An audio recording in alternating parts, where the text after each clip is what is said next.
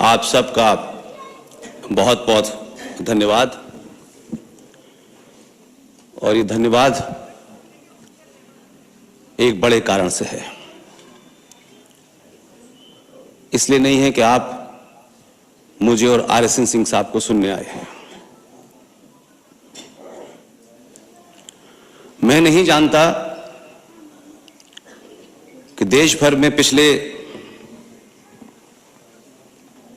10-11 साल से 600-700 सभाएं संबोधित हम लोग कर चुके हैं। एक पहल शुरू की थी कुछ दिन पहले कि इस सभाओं का सिलसिला आगे बढ़ाना है। ये जरूरी नहीं है कि जिन्होंने मुझे काले बालों में देखा अब वो सफेद बाल में भी देखें और उसके बाद बिना बाल के भी देखें। समझदार लोग जब अच्छे वो होते हैं कि जब उनके सफेद बाल हो जाते हैं तो अपने सामने कई हजार काले बाल वाले खड़े कर देते हैं। इसलिए आपको मुबारकबाद और धन्यवाद इसलिए करता हूं कि आपने अपने शहर में न किसी बड़े व्यापारी पे, न किसी बड़े पद पे, न एमपी पे, न एमएलए पे विश्वास नहीं किया। 23 साल के एक बच्चे पे आपने विश्वास किया और आप सब लोग उसे आशीर्वाद देने आए। ये मैसेज उत्तराखंड से दुनिया भर में जाएगा कि सिर्फ सफेद बाल वाले और जिनके सर पे बाल नहीं है उन्हीं को लोग सुनते हैं। आज का युवा अपनी बात तथ्यों तर्कों पे कहेगा तो बड़े से बड़ा बुजुर्ग नीचे बैठ के सुनेगा। कुछ बातें सिंह साहब ने कही हैं। सिंह साहब का अपना अंदाज है और मेरा बयां करने का अपना अंदाज है। मैं उनको कह करके पूरी बात रखूंगा। इस प्रोग्राम के आयोजक रूबल पटेलिया साहब ने मुझे पूरा भरोसा दिया है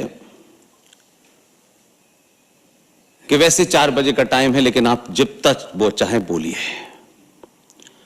रूबल पटेलिया साहब आपका बहुत बहुत धन्यवाद कि आपने मेरे लिए कोई टाइम लिमिट नहीं रखी। सिंह साहब ने कुछ बातों के जिक्र में कहा कि जिन्हों ने कहा कि हिंदू और मुसलमान 2 अलग अलग कौमें हैं और ये कभी एक नहीं हो सकती। अगर मैं ये बात कहूं तो मैं मानता हूं कि उस दौर में जिन्ना सबसे ईमानदार आदमी था। अक्सर होता यह है कि बेईमान और चाटुकारों की दुकान इतनी बड़ी होती है कि कोई ईमानदारी से सच भी बोल रहा होता है तब भी कोई मानता नहीं है। उन्होंने बहुत ईमानदारी से कहा कि ये 2 अलग अलग कौमें हैं। ये सनातनी हिंदू को बीमारी पैदा हुई है जो सुबह से शाम तक शत्रु को बार बार पकड़ पकड़ के गले लगाता है कि हम तो भाई भाई हैं, हम तो भाई भाई। वो कहता है नहीं है कि नहीं, आप भाई हैं। सड़क पे पकड़ लेता है, घर में पकड़ लेता है, सुबह शाम इसी में लगा हुआ है कि हम तो भाई भाई हैं और सदियों से रह रहे हैं। तो सिंह साहब ने जब जिन्ना साहब के बारे में यह कहा तो मैं मानता हूं कि उस दौर के जमाने में कुछ बातें जिन्ना ने एकदम सच्ची कही। और यह बात इसलिए कहता हूं कि इस्लाम में जो 1400 साल पहले रेगिस्तान में आया, उस इस्लाम की कुछ घटनाएं जिसको दुनिया की कोई ताकत झुटला नहीं सकती। झूठ से झूठ, मक्कार से मक्कार मुसलमान और ईमानदार मुसलमान उसे झुटला नहीं सकता क्योंकि वो इतिहास का हिस्सा है। प्रॉफिट मोहम्मद के दामाद अली, उनकी हत्या फजर की नमाज यानी सुबह 4:30 बजे की नमाज में मस्जिद में मुसलमान ने की। उनकी बेटी फातिमा के घर में आग लगा करके उनकी बेटी को मारा।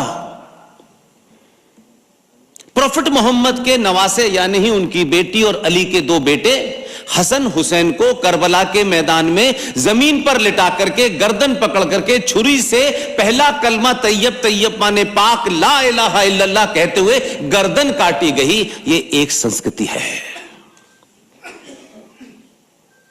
जिन्होंने अली की गर्दन काट करके उससे फुटबॉल खेली, जिन्होंने अली के परिवार के लोगों की औरतों को बेपर्दा करके शाम की गलियों में नंगा घुमाया, उन्हीं लोगों का इस आधुनिक युग में चरित्र बताना चाहता हूं। इसलिए जिना सही था। 1971 में भारत पाकिस्तान के बीच में युद्ध हुआ और भारत ने जो ईस्ट पाकिस्तान कहलाता था उस ईस्ट पाकिस्तान को अलग किया, क्योंकि वहां के लोगों ने भारत की सेना से भारत से मदद मांगी। क्योंकि ये जो पंजाबी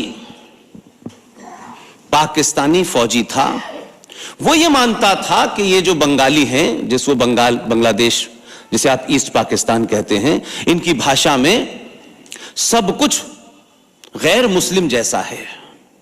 इसलिए बाकायदा उस दौर का जो उनका सबसे बड़ा जनरल था उसने अपनी किताब में सब कुछ साफ साफ लिखा कि उस वक्त फौजियों ने, पाकिस्तानी फौजियों ने बंगाली औरतों का मांस रेप यह कहते हुए किया कि हम इनकी नस्लें सुधार रहे हैं और उनको हमने आजाद कराने में अपने लोगों को खोया और बांग्लादेश बना। और बांग्लादेश में ये जो इस्लामिक देश बना उसकी इस्लामिक जो मर्द मुजाहिद थे उसमें से 93,000 को उठक बैठक करा करके 2 महीने तक हमने उनका खाना पीना सब खिलाया। किसी एक इस्लामिक जिहादी फौजी के खरोंच नहीं आई।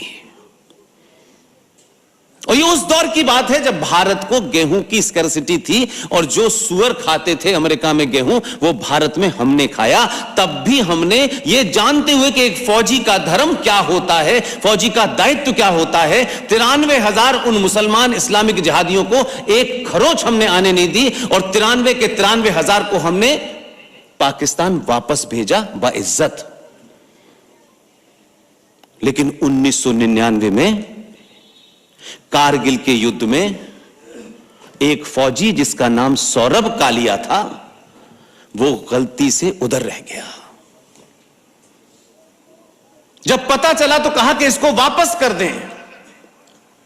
तो इस्लामिक रिपब्लिक ऑफ पाकिस्तान जो ये कहते हैं कि ये जो रियासत है ये मक्का की रियासत है, ये अल्लाह के हुक्म से बना है मुल्क, उस रियासत के लोगों ने सौरभ कालिया की आंखें भी निकाली, किडनी भी निकाली और हमें वापस किया। तो सिंह साहब आप सही कह रहे हैं, जिना सही था कि हिंदू मुसलमान 2 अलग अलग कौमें हैं, ये एक साथ नहीं रह सकती, सच में नहीं रह सकती। इसलिए आज के इस कार्यक्रम के आयोजक मेरे छोटे भाई रूबल पडलिया साहब, उनका पूरा परिवार जिन्होंने इसमें पूरी मदद की, उनको सपोर्ट किया, उनका मॉरल को बढ़ाया, उनको डिस्करेज नहीं किया। उनकी टीम के साथी जनाब मनीष भट्ट साहब, दिव्यांशु जोशी जी, दीपक बिष्ट जी, कौशल पांडे जी, भुवन पांडे जी, गोविंद अधिकारी साहब, इन तमाम सारे लोगों को और साथ में आप सबको मुबारकबाद कि आपने हमें एक बार फिर, क्योंकि अक्सर मॉडरेटर मंच से जब यह कहता है तो मैं उससे एक राय नहीं होता, वो जब भी गेस्टों को बुलाते हैं, अब हो सकता है कि एक पर पार्टी चली आई है, उस परंपरा के तहत वो कहते हैं कि पुष्पेन जी, आर सिंह साहब, हम आपके शुक्रगुजार हैं, हम आपको धन्यवाद देते हैं कि आपने हमारा आमंत्रण स्वीकार किया। मैं उसको उल्टा मानता हूं। हम तो दो ही आए हैं दिल्ली से चल के। मेरा मानना है कि मुझे और सिंह साहब को आपका तहे दिल से धन्यवाद इसलिए करना चाहिए कि अगर आप नहीं आते तो हम किसको सुनाते हैं।